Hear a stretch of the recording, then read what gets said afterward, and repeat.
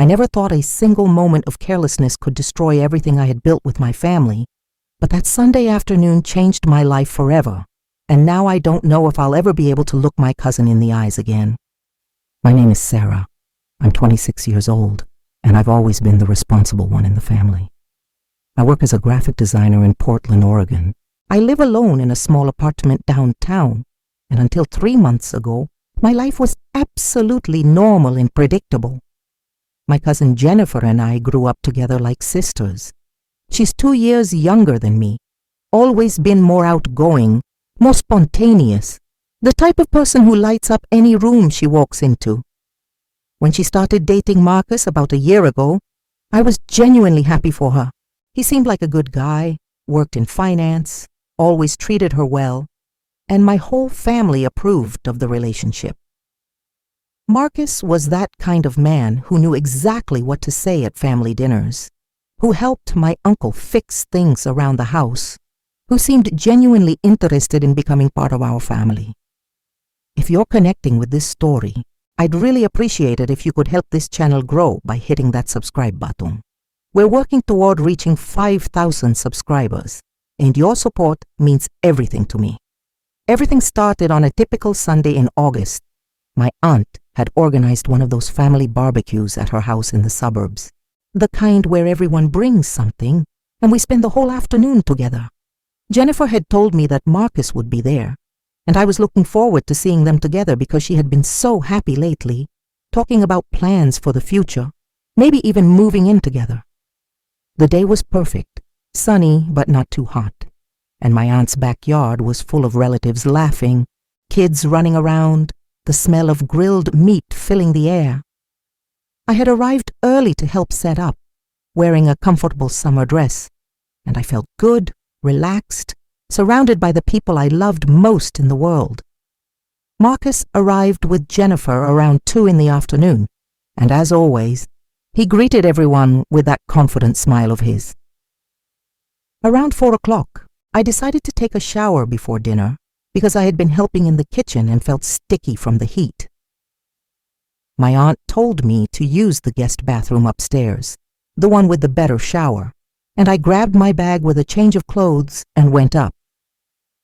The house was one of those classic American homes with the bedrooms and bathrooms on the second floor, and the guest bathroom was at the end of the hallway, a bit isolated from the rest of the house. I locked the door, or at least I thought I did, turned on the shower and let the hot water wash away the fatigue of the day.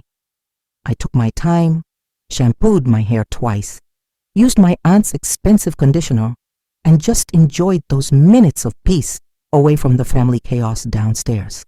When I finished, I stepped out of the shower, grabbed a towel and started drying my hair without wrapping anything around my body because I thought I was alone, completely safe in that locked bathroom. That's when I heard the door open. If this story is keeping you on the edge of your seat, please take a second to click that subscribe button. Your subscription helps us reach our goal of 5,000 subscribers and brings more stories like this one to the channel. I turned around in complete shock, and there he was. Marcus stood in the doorway, frozen, his eyes wide, and for what felt like an eternity, but was probably just 3 or 4 seconds, we both stood there paralyzed. I saw everything in his expression, the initial surprise, then something else, something that made my stomach turn. His eyes traveled down my body before he seemed to snap back to reality, mumbled a confused apology, something about thinking the bathroom was empty, about the door not being properly locked, and then he quickly left, closing the door behind him. I stood there shaking, my heart pounding so hard I could hear it in my ears, feeling exposed in a way I had never felt before. I quickly wrapped the towel around myself, got dressed as fast as I could, and sat on the edge of the bathtub trying to process what had just happened. My first instinct was to convince myself it was just an accident, a simple mistake that could happen to anyone. The door lock was old. Maybe it didn't catch properly. Maybe he genuinely thought the bathroom was empty. But something about the way he looked at me in those seconds, something about the expression on his face before he left, made me feel deeply uncomfortable. I stayed in the bathroom for almost 15 minutes trying to calm down, trying to decide what to do. Should I tell Jennifer? Should I talk to Marcus? Should I just pretend nothing happened and move on? I decided on the latter because I didn't want to create unnecessary drama, didn't want to ruin Jennifer's happiness over what might have been an innocent accident. When I finally went back downstairs, I avoided looking at Marcus. I busied myself helping my aunt in the kitchen, playing with my younger cousins, doing anything to stay away from him. But I could feel his presence, could sense when he was nearby, and a couple of times I caught him looking at me with an expression I couldn't quite read. Was it guilt, embarrassment, or something else entirely? Jennifer seemed oblivious to everything, laughing and chatting with our cousins, completely unaware of the tension I was feeling. The rest of the afternoon passed in a blur, and I left early, making up an excuse about having work to do the next day. That night, I couldn't sleep. I kept replaying the scene in my mind, analyzing every detail, trying to convince myself I was overreacting. But then my phone buzzed with a text message around 11 p.m., and when I looked at the screen, my blood ran cold. It was from Marcus. We had exchanged numbers months ago in a family group chat, but we had never texted privately. The message said, "Sarah, I'm so sorry about what happened today. I feel terrible. Can we talk about it? I don't want things to be weird between us." I stared at the message for a long time, my hands trembling. Part of me wanted to ignore it, to delete it and pretend I never received it. But another part of me, the part that wanted closure, that wanted to believe it was all just an unfortunate accident, made me respond, "It's okay. It was an accident. Let's just forget it happened." His response came immediately. "Thank you for understanding. You're amazing. Jennifer is lucky to have you as a cousin." That should have been the end of it, but it wasn't. Over the next few days, Marcus started texting me more frequently, always under the guise of innocent conversation, asking about my work, sharing funny memes, commenting on family matters.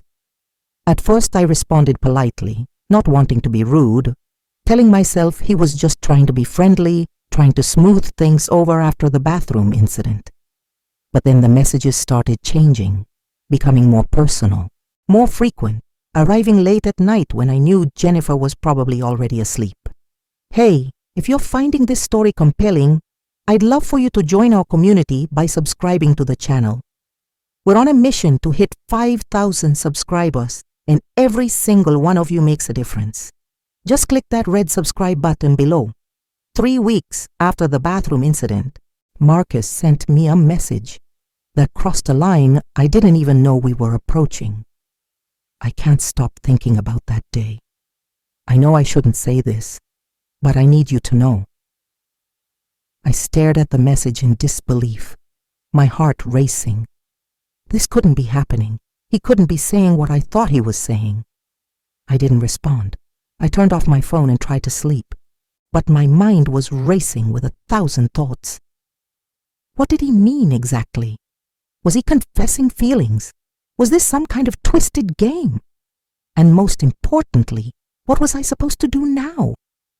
If I told Jennifer, it would destroy her, destroy their relationship, maybe even split our family apart. But if I stayed silent, wasn't I betraying her in a different way?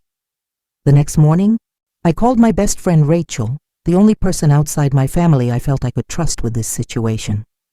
We met for coffee, and I told her everything, from the bathroom incident to the increasingly inappropriate messages. Rachel's reaction was immediate and strong. "Sarah, you need to tell Jennifer right now. This guy is a creep, and she deserves to know what kind of man she's dating." But I hesitated because I kept thinking about Jennifer's face when she talked about Marcus, about their plans for the future, about how happy she had been. Could I really be the one to destroy all of that? What if I was misinterpreting things? What if Marcus was just awkward and didn't realize how his messages were coming across? I decided to confront Marcus directly.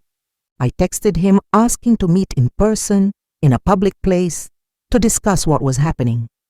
He agreed immediately, and we met at a coffee shop in downtown Portland 2 days later. I arrived first, my stomach in knots, rehearsing in my mind what I wanted to say. When Marcus walked in, he looked nervous, kept glancing around as if afraid someone might see us together. We sat down at the table in the corner, and before he could say anything, I jumped right in. Marcus, whatever you think is happening between us needs to stop right now. Jennifer is my cousin. She loves you, and I will not be part of anything that hurts her. He leaned back in his chair, and to my surprise, he smiled, not a friendly smile, but something that made my skin crawl. Sarah, don't act like you didn't feel it too. That moment in the bathroom, the way you looked at me, you can't tell me there wasn't something there. I felt like I had been slapped. The audacity, the delusion, the complete distortion of what had actually happened left me speechless for a moment. Are you insane? I was humiliated, exposed, uncomfortable. There was nothing romantic or mutual about that moment.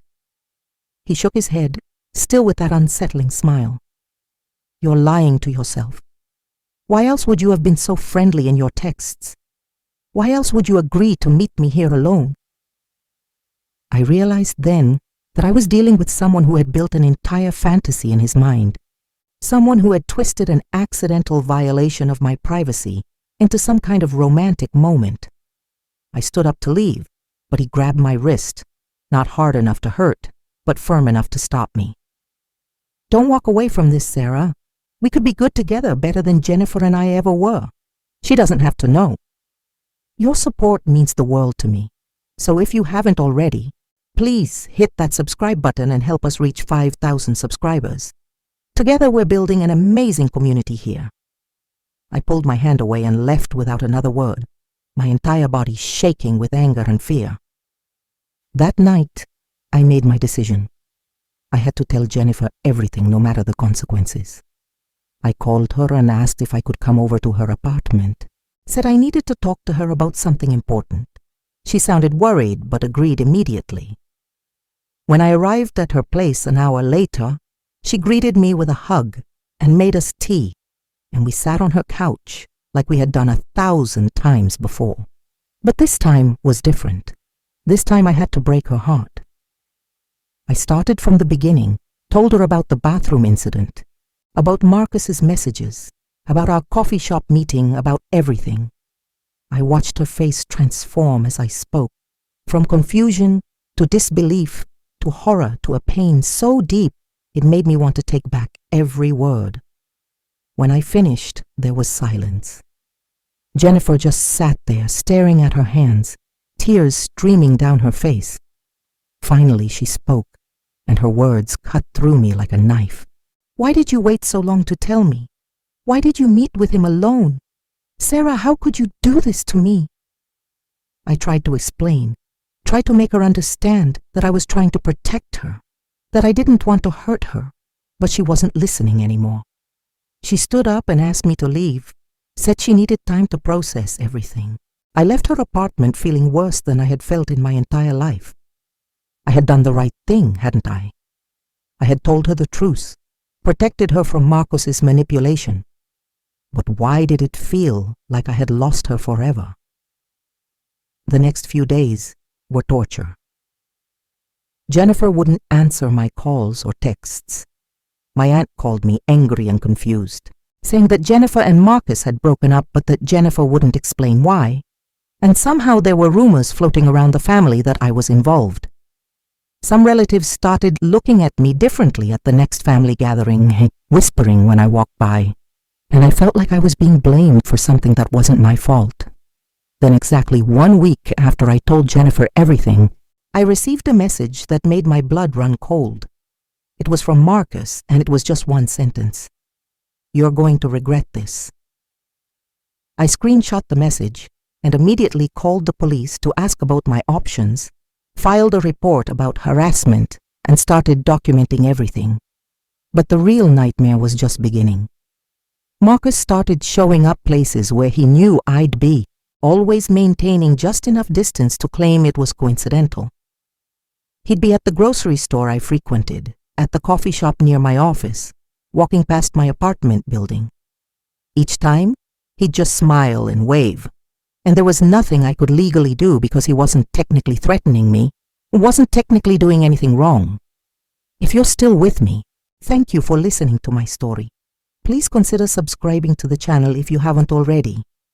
We're so close to reaching 5,000 subscribers, and your subscription really does make a difference.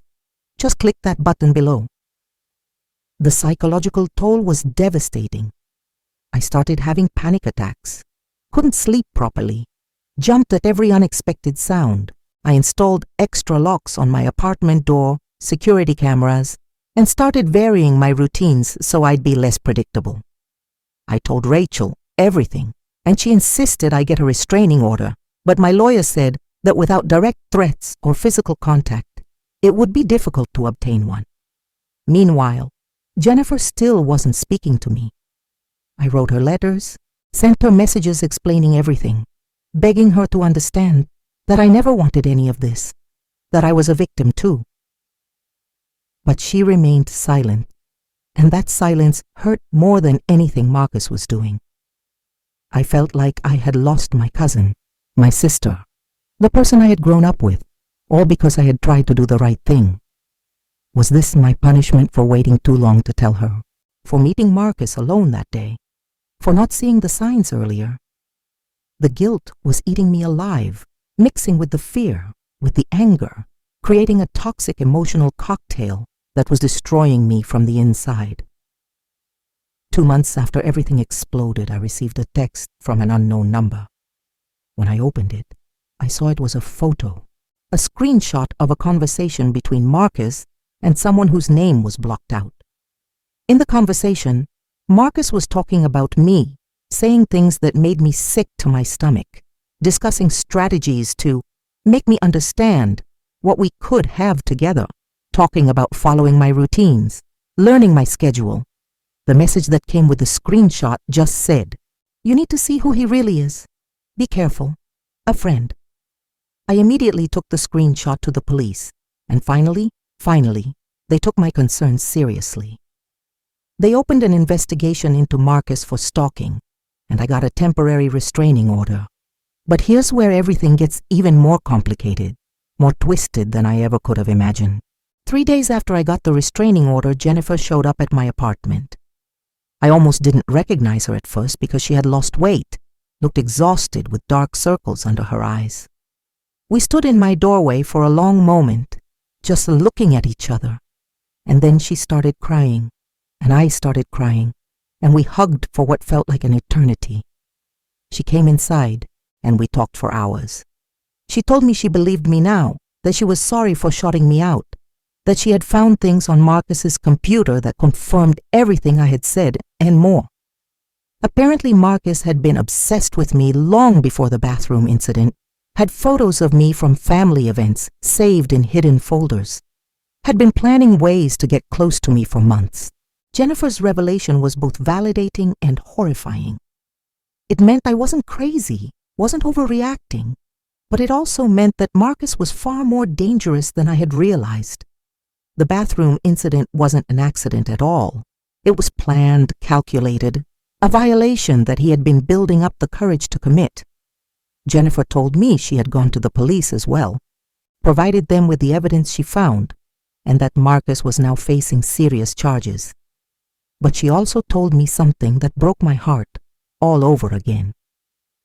She said, "Sarah, I know none of this was your fault. I know you were trying to protect me, but I don't know if I can ever look at you the same way again. Every time I see you, I'm reminded of him, of what he did, of how my life fell apart. We're building something special here, and I hope you'll be part of it by subscribing to the channel. Hit that subscribe button and help us reach our goal of 5,000 subscribers. Your support keeps these stories coming." So now, here I am, 3 months after that Sunday afternoon that changed everything. Marcus is facing charges and is no longer allowed anywhere near me or Jennifer. My family knows the truth now, and most of them have been supportive, though some still don't fully understand the complexity of what happened. Jennifer and I are trying to rebuild our relationship, But there's a distance between us now that might never fully close. I've started therapy to deal with the trauma, the anxiety, the fear that still grips me sometimes when I'm alone. I've had to accept that some things can never go back to the way they were, that this experience has fundamentally changed me, changed us, changed the family dynamics forever. But here's what keeps me up at night, what I still can't fully process or understand. In trying to protect Jennifer, in trying to do the right thing, did I somehow make everything worse? Should I have told her immediately after the bathroom incident instead of waiting? Should I have never met Marcus alone at that coffee shop? Should I have been less friendly in my initial text responses? I replay every decision, every moment, wondering if there was a different path that would have led to less pain, less destruction. And the worst part is, I'll never know the answer. I'll never know if there was a perfect way to handle this situation that would have resulted in less trauma for everyone involved.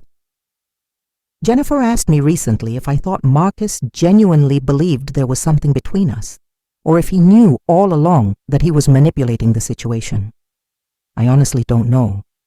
Maybe in his twisted mind he really did interpret my politeness as interest, my attempts to smooth over the bathroom incident as attraction.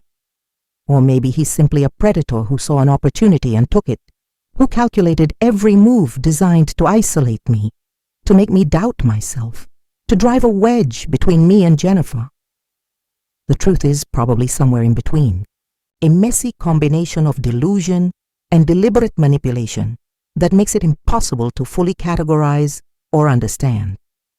What I do know is that this experience has taught me painful lessons about trust, about family, about the ways that trauma ripples outward, affecting everyone it touches.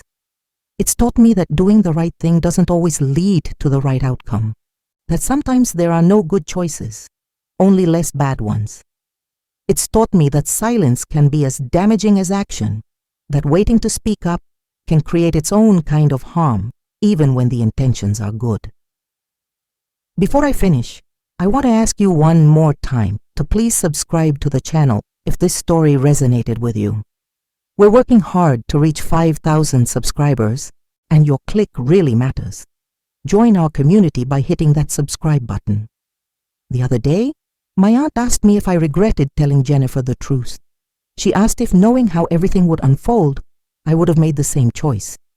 I thought about it for a long time before answering, weighing the pain against the alternatives, considering what might have happened if I had stayed silent. And here's what I told her, what I truly believe despite everything.